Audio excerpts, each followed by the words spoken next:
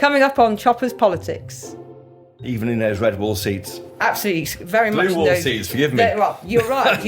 In terms of correcting yourself, in terms of going from kind of the red wall to the blue wall, it's most certainly a blue wall. Can you hear that, listeners? The clink of teacups, the slurp of much-needed caffeine, the happiness in my voice. We're back in the Red Lion pub. It's good to be home. What a week in Westminster. Late-night whispers of Tory rebels and a Brady amendment making headlines. It's enough to make you nostalgic. But this wasn't Brexit. Oh no. These showdowns are around COVID-19. But it was still the PM versus the backbenchers, as Boris Johnson faced a group of Tory MPs who think Parliament should have more control over lockdown regulations before they're announced. Then on Wednesday, a small concession from Matt Hancock, the Health Secretary. Today I can confirm to the House that for significant national measures with effect in the whole of England or UK-wide, we will consult Parliament. Wherever possible, we will hold votes before such regulations come into force. Well, one Tory MP, who insists this rebellion is nothing like those we saw over Europe, is my guest this week, co-chairman of the Tory Party, Amanda Milling. And she would know. She was a government whip at the height of Brexit parliamentary paralysis last year. Amanda Milling, welcome back to the pub, the Red Lion pub. We're here, the first time in 6 months. It's fantastic to be in the Red Lion. I have to say, it's brilliant that it's back open. And, yes. And here we are this morning. Actually, we're before 10 o'clock, but it's not the 10 p.m. curfew. No, it's we're the not 10 a.m. curfew. Correct. So, but it has that pub smell, which you couldn't really bottle, could you? You have to come here to smell it. I encourage all listeners to come back to the Red Lion if it's safe to do so and have a drink here, because they need our support, don't they, pubs? Absolutely. And, the Red Lion is at the heart of Westminster, the heart of Parliament as well. So it's great. This is back open and welcoming local residents as well as those who work in Parliament and across Whitehall. Exactly. Now, listen, you're here because this weekend is the Conservatives' digital party conference. But before we talk about the party conference, and you're the party chairman, that's why you're here, can I ask you some questions? Of course. What is the difference between Labour and the Tories at the moment? I think the key thing is, at the moment, the Conservative Party are leading the country through this very, very difficult crisis. And actually the Labour Party are sitting there kind of harping on, saying from one hand that they will work constructively with us, and then on the other hand, kind of playing party politics. And you had to look at last week's comments from Kate Green, where she was talking about making an opportunity out of a crisis. That was, the mask really did slip last week. But aren't they just doing what they should be doing, which is opposing, and you're governing? My point is, if they're in government, what would they be doing differently to you? Surely they're doing what you'll be doing, which is spending lots of money like there's no tomorrow. But they're just opposing for the sake of opposing, and they don't ever come up with any real solutions. And as I say, they say that they're going to work constructively with us and then do the complete opposite. And you only have to look as well at some of the legislation that we've had going through the House recently in terms of immigration. They voted against us on that. In terms of the internal market bill, voting against that, siding with the EU. Just as time and again, we see them not siding with the British people as well, in terms of, you only look at Brexit on that front. I mean, some Conservatives would say that the entire approach of the government is wrong and it should be down on the individuals to police their own actions, to wear masks if they see someone who's elderly and is vulnerable. And if you're not, if you're a student aged in your 20s living with friends, well, get drunk and snog each other, no problem.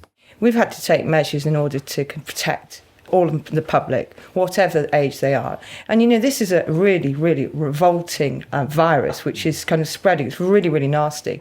And throughout this, as a government, what we've got to do is protect people's lives. Does it trouble you that a Tory government is locking up students in Manchester? I mean, it's wrong, isn't it? If Boris Johnson was a columnist writing about this, he'd be piling into the government for taking these actions against people's freedoms. Throughout this, what we are having to do is really do everything that we can to protect lives. We really need to stop the spread of this virus through the public, and making sure that it doesn't get from young people to the older people as well, who will be more vulnerable. So why not keep the young people away from old people? But at the moment, we are doing brutally unfair to old people. So what we're doing throughout all of these measures is we're trying to protect kind of young people from the disease as well. And the key thing here is that we all have a duty to follow the rules in terms of both kind of social distancing, the hands, space and face, wearing our face coverings where we need to, washing our hands, and also maintaining our distance. And that applies to the entire public. We're all in this. We all need to play our part. Yes. Are you content with the strategy? There's an article by James Frayne, a number 10 ally, warning that the approach of the PM is going to come back to haunt him. Are you content in the way this sort of dictatorial way the government's behaving? As I said, right? the key thing is that we've been following the advice throughout to make sure that we do stop the spread of this virus and make sure that we are protecting lives, because that is the duty of the government, is to protect lives. And the PM's ratings have been falling through the summer, haven't they? Really, maybe since the row about Barnard Castle and the PM's chief advisor going there, Dominic Cummings. What can he do to arrest that fall? What I would say is that when you get out of the kind of Westminster bubble, you go and talk to real people, which is what I've been doing over the last few kind of weeks and months since kind of lockdown was eased. Actually, there's still a lot of support in the country for the Prime Minister. Even in those red wall seats? Absolutely, very much. Blue wall seats, forgive me. Well, you're right. In terms of correcting yourself, in terms of going from kind of the red wall to the blue wall, it's most certainly a blue wall. And actually, I've been out in the blue wall, visiting the seats that we gained back in December last year. I've been on a bit of a road trip since easing of lockdown. And when you get out on the ground and you get into those blue wall seats, you see so much warmth for the Prime Minister and everything that he's doing. And yet it doesn't come across so much. I mean, I was struck the other day when he was visiting a lab and he had a mask on, and he made a great Boris-type joke when someone pulled out some flask covered in dry ice, like Jurassic Park, he said, but he had a mask on, so you couldn't hear what he was saying. And do you not feel that the PM is literally masked in the sense that we're not really seeing the true Boris? And maybe that's not appropriate for this awful time in the country's history, but we want to see that back, don't we? We see the Prime Minister being the Prime Minister, and the Boris we all love and know so well. Yes. And I remember back the number of times I've seen him, and I've seen him kind of approach walk into a room, and you can certainly feel his presence. And Boris is that recent Boris or old Boris? Because there's a suggestion he hasn't really got over this virus in April. The Boris we all know is firmly with us. I remember him coming to CCHQ to address the staff on a Zoom call, and he just arrived in the car park, greeting everyone who was at the door, and it was very much the Boris we know. And people want that, don't they? That's what they voted for. Yeah, and when we go back to the election of last December, the result was phenomenal. And it was very much the Prime Minister who got us over the line and got us that fantastic result. And when you go to those blue wall seats, the charisma and the magnetism, they absolutely love Boris. In fact, one of the seats I went to was a business who employed some men who had created the sign which said, "We love Boris." Oh, yes. Do you remember that? I was there. Were you there? Yeah, that was that was at some huge industrial site. Up in Sedgefield, I think it is. Yeah. Those lads, they draw on the cardboard. I was on the bus that day, yeah. And nobody knew that was going to happen. They just came up with this, and it's such an iconic picture. In fact, it's on page one of your manifesto, wasn't it? I think it probably was. And also the other thing is, for the Whips corridor in Parliament, there are pictures of the campaign, and one of the pictures which will be on the wall is that particular image, because it is so iconic. Yes. It must dismay you then that the PM didn't know what the rules are about drinking in Newcastle this week. The Prime Minister knows all of the rules, and it was he's apologised for the comments made. But it's the most important thing, and I think this is important to remember, is we all need to follow the guidance, look at the guidance for any particular area, because we are having to apply some local restrictions. Do you worry that Labour is increasingly looking like a safe bet for Middle England in the same way that Tony Blair was in the mid-90s? Or do you worry what's behind Keir Starmer? That I don't see that when I actually get out around the country into the blue wall that we were just talking about, because they don't really know much about Sir Keir. As I say, in terms of, he says he's going to be constructive, but actually on the other hand, he's playing politics with this. In terms of their kind of cut through in the blue wall, you don't see that. And at the end of the day, their values, Sir Keir is still this, he was a shadow minister under Jeremy Corbyn. He kind of backed Jeremy Corbyn all throughout. He's frustrated Brexit. He was one of the ones who frustrated multiple times. He's trying to move on to that now, isn't he? This is the part of the world where, this is very much kind of big supporters of Brexit, leaving the EU. And we know time and time again, he's tried to frustrate that. And people do see this. Are you concerned that your 80-seat majority might be under threat in 2024? So my job as party chairman is to make sure that we hold on to those seats that we won in the general election. And that's really one of my kind of key missions over the coming weeks and months. So that's why I've been out to the Blue Wall seats, to go and see those MPs on the ground in their constituencies, and they're making a really big impact. Some seats there are no associations, are there, to speak of, really? That was the scale of your victory in December. And this goes back to one of my kind of key roles in the coming weeks and months, and over the last 6 months, is about making sure we understand what infrastructure we have there, but also to build on it. Lockdown must have helped many of them get to know their seats, because not all of them thought they were going to win, did they? Let's face it. So the difficulty they had actually during lockdown is they couldn't get out and about. Yes. Although it was great to see, they stayed local. They had to deal with a lot of constituents' queries, and that was something that has been really noticeable. Talking to members of the public in those seats, they've made an impact. They've been seen to be helping constituents. Yeah. Often these constituents didn't feel that their Labour predecessors had actually been doing that. Well, there were examples where kind of casework had been completely left, and they weren't that present. And these new MPs are really making their mark. Because they know how hard it might be to win that seat again and cement that blue ball, as you call it. And their enthusiasm as well. And, they really want to make a mark and be kind of really great representatives for their constituencies. We're interrupting this podcast to bring you news of another Telegraph show we think you might like. It's called Planet Normal, and it's hosted by me, Liam Halligan. And me, Alison Pearson. We're both Telegraph columnists who share the view that far too often those who shout the loudest on the telly just don't represent the views of normal people. So take a trip with us to Planet Normal. We're joined by some stellar guests, well-known voices from politics, business and the arts. All from different fields, but they have one thing in common. They're at the top of their game, but distinctly down to earth. The good news is I finally learnt what a podcast is and even how you subscribe to it. It's actually quite simple. Search for Planet Normal on your podcast app or click on the link in the show notes for this episode. You don't really know what a podcast is, do you? I am one. Look, I am one. Who needs to know what it is? I am one, okay? Shut up. And your history as an MP, you came to it quite late, didn't you? So I was selected for Cannock Chase, which I would say is one of the first bricks in the Blue Wall. Yes. Because it was won by my predecessor in 2010 with a bigger swing from Labour to the Conservatives. That was Aidan Burley. He was the youngest MP then, I think. He was, I think. You're right there. And in 2015, it was a marginal seat, very much like some of these seats that we've been talking about in the Blue Wall.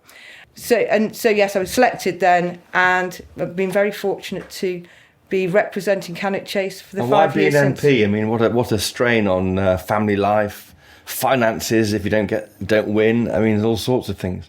I love being an MP. It's the greatest privilege. I was fascinated in politics when I was a teenager, went out delivering for my local councillor at the time. Were you a Tory then? I was a Tory then. Unusual, isn't it, for young children to be Tories? So I was delivering. You'll be pleased to know that I was delivering for Conservative local councillor. Okay. So it started off, pretty young in terms of delivering those leaflets. Went off to do a completely different career in market research. I specialised in focus groups, so quite used to going out and listening to people's views and opinions. But that politics didn't really go away, which is why I decided to kind of pursue a career in politics, and was just so lucky to be first selected as a candidate and then elected as an MP. And now you're on the edge of cabinet, aren't you? You've got visiting rights for cabinet. It's a huge privilege to be co-chairman of the party. I've had a brilliant time in Parliament. I had a couple of years in the Whip's office. Of course, yeah. In the Whip's office during fairly turbulent times. Did you keep a diary when you were covering the Brexit votes? I didn't keep a diary. What a shame for me as a journalist. It was too manic. Every day was just something new. What I did do, though, is I kept a few copies of order papers. And do you remember the indicative votes? I took all the sheets of the indicative votes and have got all of the numbers from those. Are you that still was in touch? utter deadlock. Oliver Letwin, these guys, are you still in touch with them? Because they were part of the party for so long, all of my time covering politics, over 20 years. And then the final 2 years, you weren't completely wrong. And people like Oliver Letwin and others just almost have just disappeared from the scene. Well, they have done. I haven't seen them at all. And in all honesty, in the last 3 months when I've not been in Parliament, I've literally been on the road in order to visit every single seat that we gained in the general election. So that is 58 seats. How are we going to cement that support for those people with their particular needs in the north of England? I mean, I'm from the north and you're from the north, or the Midland, let's say. Yeah, so I was brought up in Staffordshire, but I lived in Lancashire for 15 years and worked in Leeds, so I know this part of the world. Honorary. So I'm an honorary northerner, and how do you look? They have particular needs, don't they, in the north, and they feel quite excluded. They look at this ivory tower and this where the streets are lined with gold in London, and they wonder why they can't get the same kind of investment in transport and the other links. Surely that must have been impressed on you on your tour. So one of the things that the manifesto was about levelling up across the country, and that is very much one of the things that we're looking to deliver on those promises in order to get that all-important infrastructure, the high streets kind of buzzing again in these different parts. How much? What the cost of COVID? £200 billion in about 6 months so far and counting. But it's very much we're committed to the election promises, to levelling up. Well, you've got to win the election next time. And also to help bounce back. This is going to help us bounce back from this pandemic. Are you worried about the planning reforms, which some of your colleagues in the south are very worried about, not in the north? We need to build more houses, but as the Prime Minister said only yesterday, we need to protect the countryside as well. My seat of Cannock Chase is actually named after a forest. Yes, well, it's a beautiful area. It is a beautiful area. It's an AOMB, the smallest in the country. So, and it's a beautiful seat. How is the health of the Tory Party? How many members do you have? I'm not going to get drawn into the members. What I would say... You have declared them in the past, though, haven't you? So what I would say about the membership is it's higher than it was this time last year. But that sounds like a very particular definition of a rise. But why are you choosing that? As I say, we've got more members than we had this time last year. Okay. But in terms of virtual conference, one of the things I would say is that we've got more members than ever attending our conference. So over 20,000 have registered for our conference. That is good, because normally it's just full of people like me and lobbyists and a few members, but not enough. That's very good. It's brilliant. It's going to be a very interactive experience. It looks fantastic in terms of you will go into an entrance hall, then you go through to an auditorium, off to the fringe events and an exhibition. So there's plenty for people to do and lots of interaction as well. There'll be panels, fireside chats, Q&As. And asking questions if you want to. On Sunday evening, for instance, there will be Ask the Chairman. Ben and Anita and myself, we put through our paces too. Can we have a virtual drink together, or is that not allowed? What we won't be having is that warm white wine in a crowded room. We'll be on the comfort of our sofas. Okay. So who's speaking this weekend? Are you speaking? I'm opening conference on Saturday, late Saturday morning. We've got all cabinet ministers will have a slot. We've got speeches from the Foreign Secretary, Home Secretary, Chancellor, and the PM will be closing conference. But there's no speeches from education, health or transport? They've got slots in the agenda. Some will be panels, some will be fireside chats. You'll be hearing from all of my cabinet colleagues. Why is that? Our speeches a bit boring? Why can't they all have speeches? In the old days, everyone got a speech, didn't they? That was the big thing. Well, I think on this type of platform, it's particularly important to be interactive rather than just be a transmit. And so I think it'd be a great opportunity for members to engage with cabinet. And actually talking about conference, one of the things I wanted to mention was that we've got to have a new party shop. We've relaunched our party shop. Oh, have and you? I have some goodies for you. You are joking. What is this? So I have one of our latest mugs and a coaster too. Well, thank you very much. The coaster has pictures of Disraeli, Churchill, Thatcher and Boris Johnson. Thank you for that. And also a mug with a silhouette of a man with a bicycle ruffling his hair. Must be Boris Johnson. I'm only guessing. You think the party and this government has some legs left to run? Some have likened it to the John Major years, 92-97, with a slightly new Labour type opposition leader and a feeling of decay around the edges of the government. It's been in power for a long time. It's exhausting. We've got an exciting agenda in terms of, as we've talked about, the levelling up. And that's what we're doing in government. But there's so much enthusiasm across the Conservative family about the way forward. Fourth term Tory government, isn't it? It's hard to keep reinventing yourself with new ideas, but I mean, you're trying to. And those new ideas will continue to come forward. And conference will be our big opportunity to showcase that. I'm going to let you give the listeners the website for your conference this weekend, but how can they tune in? If they go to the Conservative Party website, conservatives.com, you'll be able to register there. And the plans for moving the party maybe to the north or parts of the party, organisational structure, how's that going? We're still making the plans in terms of our move to the north. And watch this space. More information will follow very soon. I've heard rumours of, somewhere in Yorkshire? I'm not going to get drawn into any rumours. All I would say at this point in time is we are committed to a new headquarters in the north. Will it be meaningful, not a call centre? It'll be a meaningful... It will be meaningful. With people in it who are decision makers. Absolutely. And I will look forward to being there some of the time myself, because I'm looking forward to being back in the north, because given I spent so much time there. And so when I'm not in Westminster and not in my constituency, I look forward to being there too. All women shortlists, are they a return? I mean, we haven't got enough female Tory MPs as you might need, certainly compared to Labour, for example. We've increased the number of women in Parliament, and without the need for all women shortlists. I want to see more diversity, but also at the same time we need to make sure we have the very best talent. And also more Tory MPs from a BAME background. It's more diversity on all fronts. And that's not just about kind of gender and ethnicity. It's also about kind of what our kind of life experience, background, business. And you need to look at the parliamentary party now to see over the years, in the last few intakes, what a kind of diverse group we've got. What are the key attributes you look for in a candidate? So one of the things we've been doing over the last few months, in fact, since the general election, is looking at the candidates' process and the competencies. So at all levels. Because actually, I'm the first co-chairman for some time who hasn't been 5 weeks away from the next general election, because we were 4 years. Plan, yeah. We can plan, and so we can actually do those jobs which we haven't necessarily been able to do because we've always been on election watch. Laurence Fox is starting his own party called Reclaim. He wants to reclaim the public space in terms of the culture war debate, stop people being shut down for saying things others are offended by. What do you make of this new challenge, some are calling it the UKIP for culture? I think, one of the things in terms of our culture is that we talk about statues, for instance. I was appalled, frankly, when I saw Churchill's statue outside on Parliament Square have to be boarded up. The same in terms of Robert Peel and Tamworth. This was appalling, and we cannot airbrush our history, and these are really kind of key points for the Conservative Party in terms of freedom of speech. But as I say, we have a history, we have a proud United Kingdom, and we need to stand up for that. Do you worry that what Laurence Fox is trying to do might take support away from the party? I think Laurence Fox is bringing forward, his kind of views and opinions on this, and it will add to the debate. But these are core values for the Conservative Party. Amanda Milling, thank you very much for joining us back in the pub for Choppers Politics. Thank you. Brilliant. Thank you very much. It's great to be back in the Red Lion.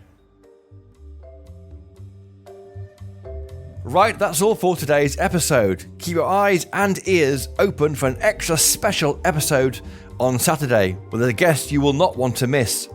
Subscribe to this feed to make sure you don't miss it. You may also have noticed a bonus episode popping up on Tuesday. I'm hosting a new 3-part mini-series called The Trump Card with Nigel Farage, the UK politician who President Trump calls an actual friend. They share following and beliefs, and as the US election draws near, he gives us the inside track on whether his friend has the winning hand. It's full of juicy quotes and great anecdotes, and I can't recommend it enough. Do give it a listen. You'll find the episode on your Choppers Politics feed, or go to telegraph.co.uk/Trump card. If you enjoyed the episode, please do think about supporting our journalism in these difficult times. You can get 30 days free access to all of our best content by going to telegraph.co.uk/chopper, and after that you pay just £2 a week. If you want to get in touch with the team, please do email us, chopperspolitics@telegraph.co.uk, or follow us on Twitter. We're at Choppers Podcast. Thank you, as ever, to my guest this week, Amanda Milling. Thanks to my producers, Louisa Wells, Edith Lampitt, and Theo Luludis. Further thanks to Timmers64, who left us a review on Apple Podcasts this week. And if you've enjoyed the episode, please do the same as Timmers64 and leave a review. It really helps other people find this podcast. And most importantly of all, thank you to you for listening to our first podcast in the Red Lion Pub for 6 months. It's been smashing. And always, if you can, buy a copy of the Daily Telegraph. It's great value and a great read. Until next time, cheerio!